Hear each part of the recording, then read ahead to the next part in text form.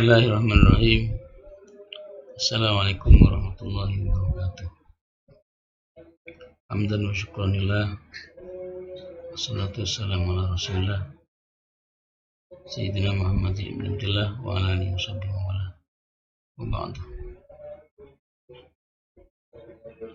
Marilah kita sekarang memasuki pada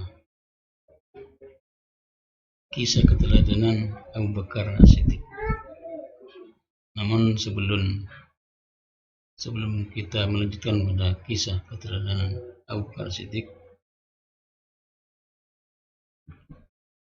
mari kita definisikan tentang masalah Khulafaur Rasyidin, karena beliau termasuk bagian dari pada Khulafaur Rasyidin.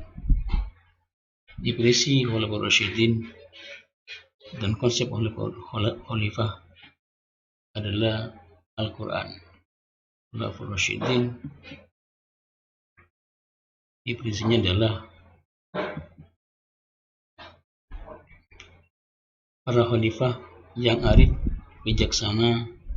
Mereka merupakan keempat sahabat yang terpilih menjadi pemimpin kaum muslimin setelah Rasulullah SAW wafat.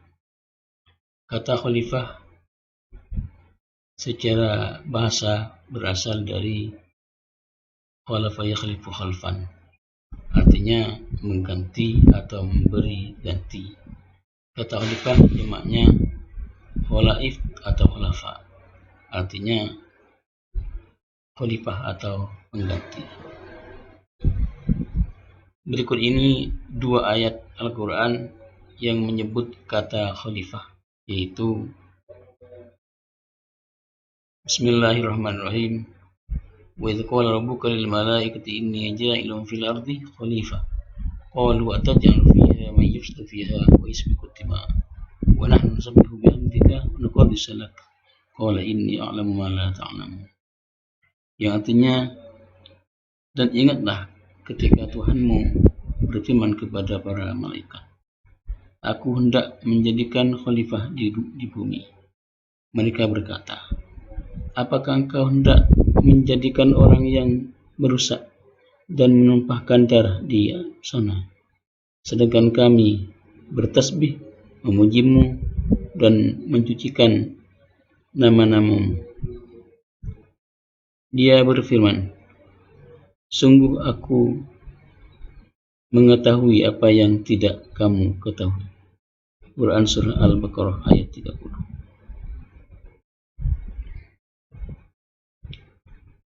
Selanjutnya kisah-kisah keteladanan Abu Bakar As-Siddiq. Namun sebelumnya akan kami menjelaskan tentang biografi Abu Bakar As-Siddiq. Nama aslinya Abu Bakar adalah Abdullah, anak dari Utsman bin Amir bin Amru bin Ka'ab bin Sa'ad bin Taim bin Murrah bin Ka'ab bin Lu'ay bin Walid bin Fihr. Fihr ini tidak lain adalah Quraisy. Bapak beliau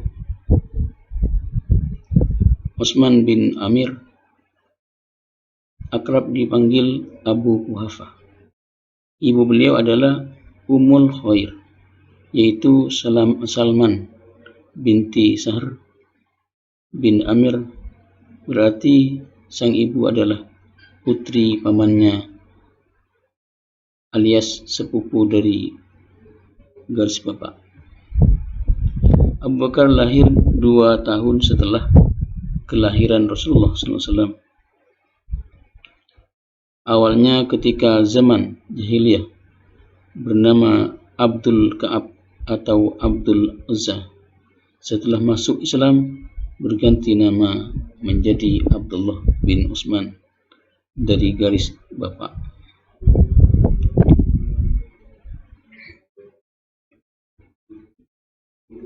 Dua keteladanan Abu Bakar As-Siddiq. Abu Bakar As-Siddiq radhiyallahu an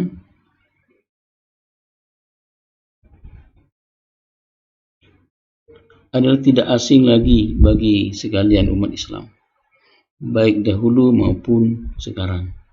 Dialah manusia yang dianggap paling agung dalam sejarah Islam sesudah Rasulullah SAW. 1. Kemuliaan akhlaknya. 2. Kemurahan hatinya dalam mengorbankan harta benda dan kekayaannya. 3. Kebijaksanaannya dalam menyelesaikan masalah umat. 4. Ketenangannya dalam menghadapi kesukaran. 5. Kerendahan hatinya ketika berkuasa serta tutur bahasanya yang lembut lagi menarik adalah sukar dicari bandingannya. Karena besarnya pengorbanan beliau, itulah Rasulullah SAW pernah mengatakan, Islam telah tegak di atas harta Siti Khadijah dan pengorbanan Abu Bakar. Berikut ini keteladanan dan keutamaan Abu Bakar As-Siddiq. A. Teguh iman. Rasulullah SAW bersabda, jika ditimbang iman Abu Bakar As-Siddiq dengan iman semua umat, maka lebih berat iman Abu Bakar. Mengapa demikian? Di antara jawabannya adalah karena beliau tidak mencintai dunia ini. Cintanya pada Allah dan Rasulnya melebihi apapun. B. Suka berinfak dan memerdekakan budak. Setelah masuk Islam, Abu Bakar telah menginfakkan 40.000 dinar untuk kepentingan sedekah dan memerdekakan budak. Dalam perang Tabuk, Rasulullah SAW telah meminta kepada sekalian kaum muslimin agar mengorbankan hartanya pada jalan Allah. Tiba-tiba datanglah Abu Bakar radhiyallahu an membawa seluruh harta bendanya, lalu meletakkannya di antara dua tangannya baginda Rasulullah SAW. Melihat banyaknya harta yang dibawa oleh sahabat Abu Bakar radhiyallahu an bagi tujuan jihad itu, maka Rasulullah SAW menjadi terkejut lalu berkata kepadanya, hai sahabatku yang budiman, kalau sudah semua harta bendamu kau korbankan, apa lagi yang akan engkau tinggalkan buat anak-anak dan istrimu? Pertanyaan Rasulullah SAW itu dijawab oleh Abu Bakar As-Siddiq dengan tenang sambil tersenyum. Ujarnya, saya tinggalkan buat mereka Allah dan Rasulnya. Kemudian keutamaan Abu Bakar As-Siddiq. 1. Dijamin masuk surga. Nabi bersabda, Allah mengutuskan kepada kalian, kemudian kalian mengatakan, engkau Muhammad dusta. Namun Abu Bakar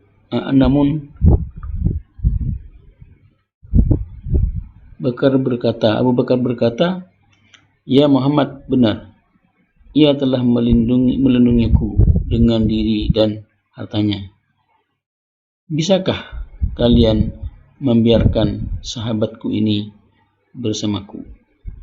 Maksudnya tidak melukai hatinya. Beliau mengatakan 2 kali.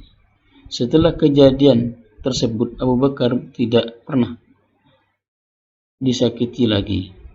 Hadis riwayat Bukhari nomor 3661. Siapa saja yang mengimpakkan 2 barang yang berjenis sama di jalan Allah akan dipanggil. Keutamaan Abu Bakar Siddiq. 1. Dijamin masuk surga. Nabi bersabda, Allah Subhanahu wa taala mengutusku kepada kalian, kemudian kalian mengatakan, engkau Muhammad dusta. Namun Abu Bakar berkata, iya Muhammad benar. Ia telah melindungiku dengan diri dan hartanya. Bisakah kalian membiarkan sahabatku ini bersamaku? Maksudnya tidak melukai hatinya. Beliau mengatakan dan 2 kali. Setelah kejadian tersebut, Abu Bakar tidak pernah disakiti lagi. Hadis riwayat Bukhari nomor 3691. Siapa saja yang menginfakkan 2 barang yang berjenis sama di jalan Allah akan dipanggil dari beberapa pintu surga. Wahai hamba Allah, inilah kebaikan yang dijanjikan Allah. Barang siapa yang gemar mengerjakan sholat akan dipanggil dari pintu jihad. Barang siapa yang gemar bersedekah akan dipanggil dari pintu sedekah. Barang siapa yang gemar berpuasa akan dipanggil dari pintu puasa dan pintu rayam. Abu Bakar berkata, tidak terlalu mengherankan jika orang-orang itu dipanggil dari masing-masing pintu tersebut. Wahai Rasulullah, apakah ada orang yang dipanggil dari semua pintu itu? Beliau menjawab, iya ada. Aku berharap engkau termasuk di antara mereka. Wahai Abu Bakar. Hadis riwayat Bukhari nomor 3666 dan Muslim nomor 1027.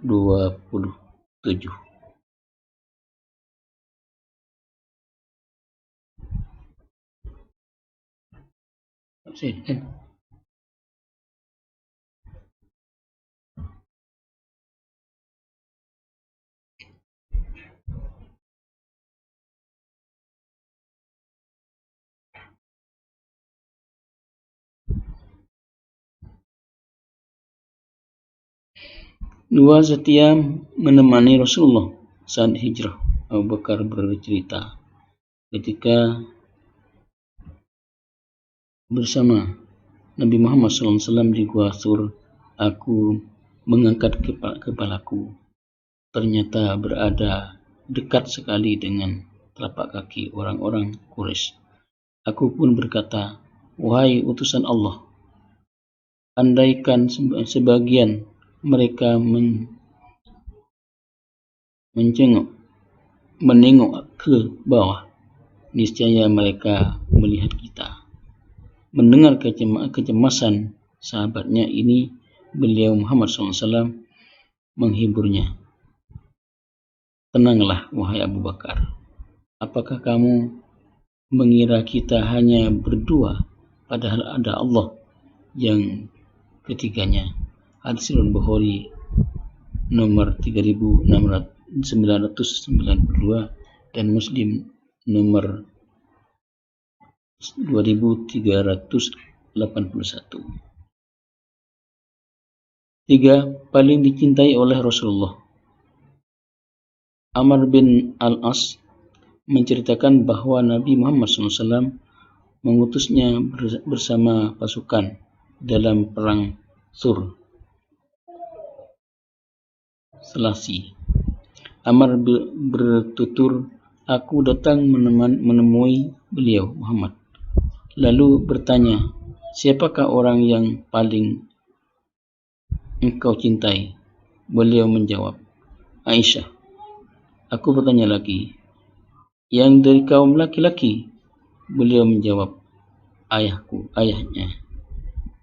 Aku bertanya lagi, kemudian siapa lagi? Beliau menjawab, Abu Bakar. Setelah itu, beliau menyebut beberapa nama lain. Hadis riwayat Bukhari nomor 3662 dan Muslim nomor 2384.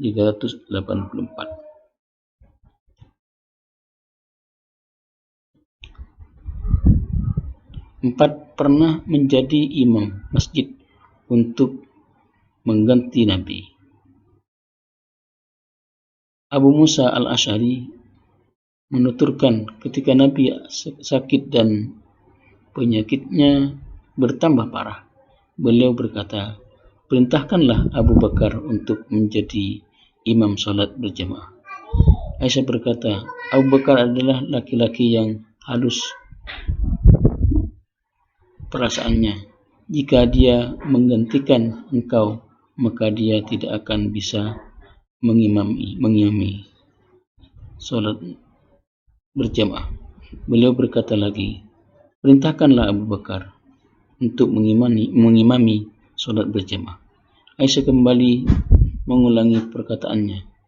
Untuk terakhir kalinya beliau berkata, hai Aisyah, perintahkanlah Abu Bakar untuk menjadi imam salat berjamaah. Kalian ini kaum wanita seperti perempuan-perempuan dalam kisah Yusuf saja. Lalu utusan beliau mendatangi dan menyuruh Abu Bakar untuk menjadi imam salat berjamaah, dan dia pun melaksanakannya ketika itu Rasulullah SAW masih hidup. Hadis riwayat Bukhari nomor 638 dan Muslim nomor 420. 5. Menjadi khalifah pertama yang dikehendaki Allah dan Rasul dan umat Islam. Aisyah bertutur, Rasulullah berkata kepadaku ketika sedang sakit, panggilkan untukku Abu Bakar, ayahmu dan saudara laki-lakimu Abdurrahman. Aku ingin menulis sebuah wasiat, khawatir ada orang yang nanti berharap-harap dan berseru aku lebih berhak, padahal Allah dan kaum mukminin hanya menghendaki Abu Bakar. Hadis riwayat Bukhari nomor 5666 dan Muslim nomor 2387.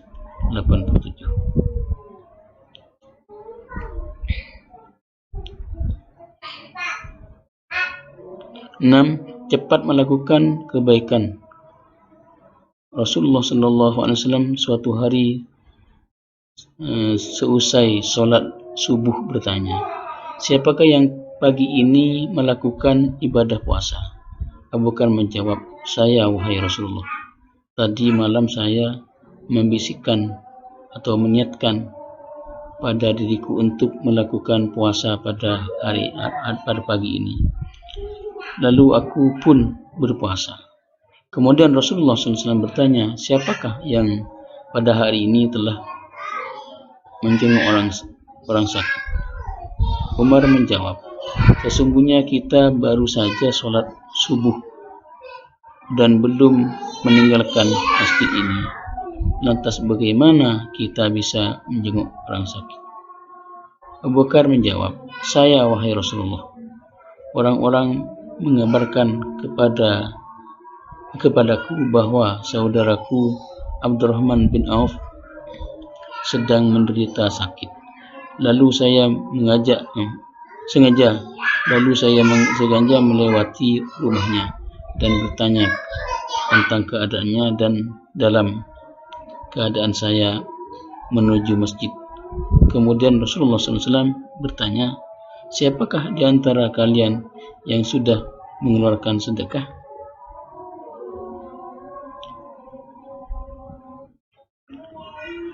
Umar menjawab, wahai Rasulullah, kami masih bersama Anda sejak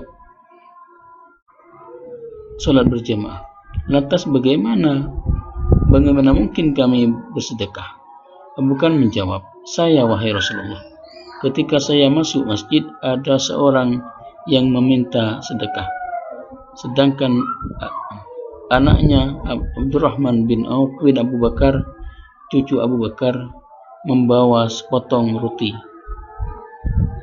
Lalu saya pun mengambilnya dan ku berikan kepada. Umar menjawab, wahai Rasulullah, kami masih bersama Anda sejak semenjak sholat. Lantas bagaimana mungkin kami bersedekah? Abu Bakar menjawab, saya wahai Rasulullah, ketika saya masuk masjid ada seorang yang meminta-minta sedekah, sedangkan anaknya Abdurrahman bin Abu Bakar, cucu Abu Bakar, membawa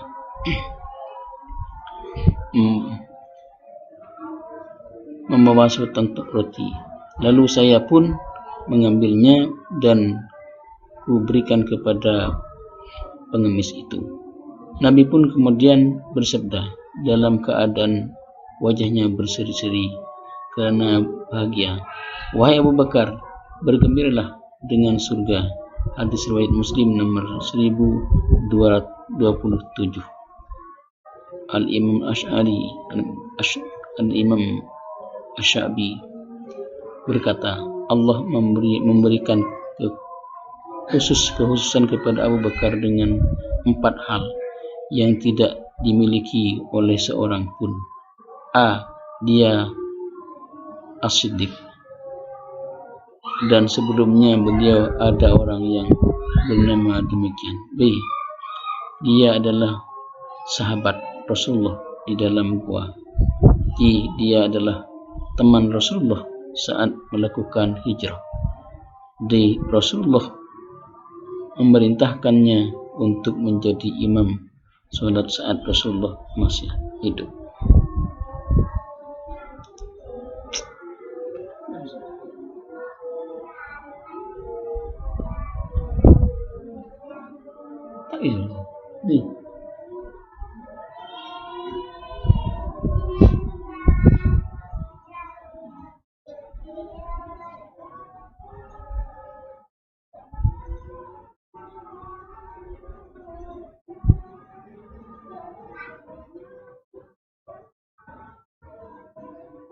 Maka dari kisah Abu Bakar As-Siddiq, mari kita ambil hikmahnya bagaimana kita meneladani Abu Bakar walaupun tidak keseluruhan, sehingga kita menjadi orang yang dicintai Allah dan disenangi oleh Rasulullah SAW, sehingga masuk surga bersama Sayyidina Abu Bakar dan Rasulullah SAW.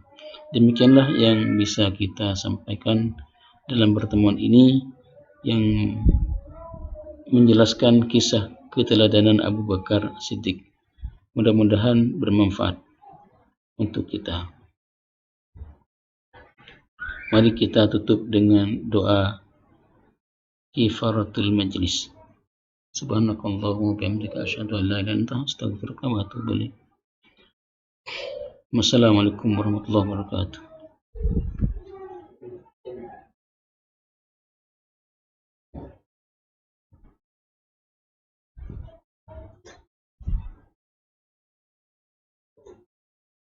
Terima kasih.